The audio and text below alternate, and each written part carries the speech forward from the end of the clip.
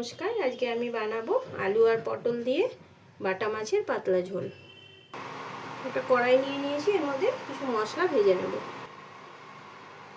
গোটা ধনে দিয়ে দিচ্ছি, ধনেটা বেশি। গোটা জিরে দিয়ে দিচ্ছি, ধনের থেকে জিরেটা একটু কম। তেজপাতা একটা আর শুকনো লঙ্কা।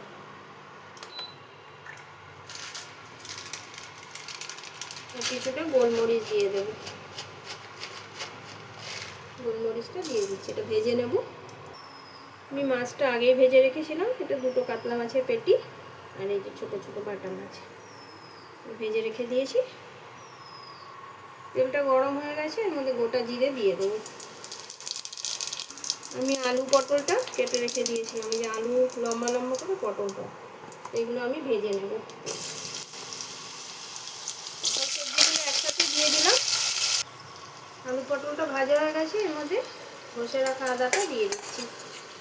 এতটা আদা দিয়ে দিলাম। এই মাছের ঝোলটা খেতে খুব ভালো হয়, পাতলা হয় আর খেতে খুব স্বাদ হয়। তার মধ্যে নুন দিয়ে দিচ্ছি। আগে আলু পটলটা ভেজে নিলে বেশ ভালো হয়।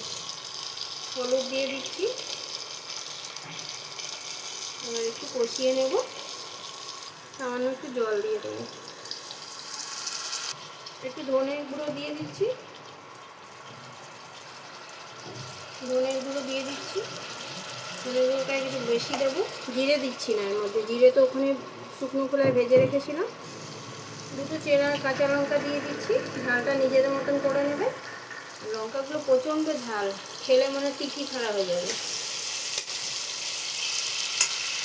মশলাও কষানো হয়ে গেছে, এবার আমি ঝোলটা দিয়ে দেবো। 1 কাপ দিচ্ছি।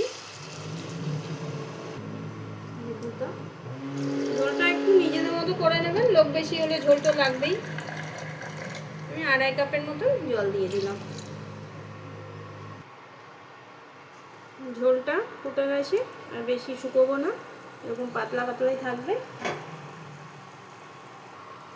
এই যে শুকনো খোলায় যে মশলাটা ভেজেছিলাম, এটা দিয়ে দেবো। এটা দিলে স্বাদটা আরও দুগুণ বেড়ে যায়। এবার ঝোলের মধ্যে মাছগুলো দিয়ে দেবো।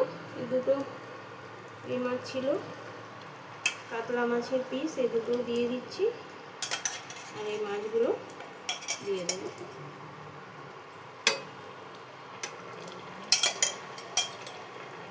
মাছগুলো দিয়ে দিচ্ছি।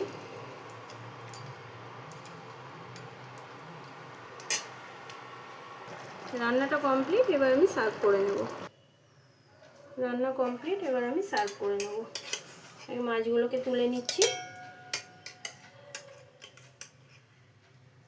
বাটা মাছের পাতলা ঝোল, পাতলা মাছের ঝোল রেডি।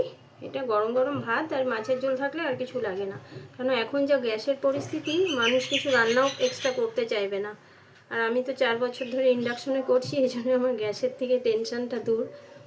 যদি ভিডিওটা ভালো লাগে তো একটা লাইক করে দেবেন।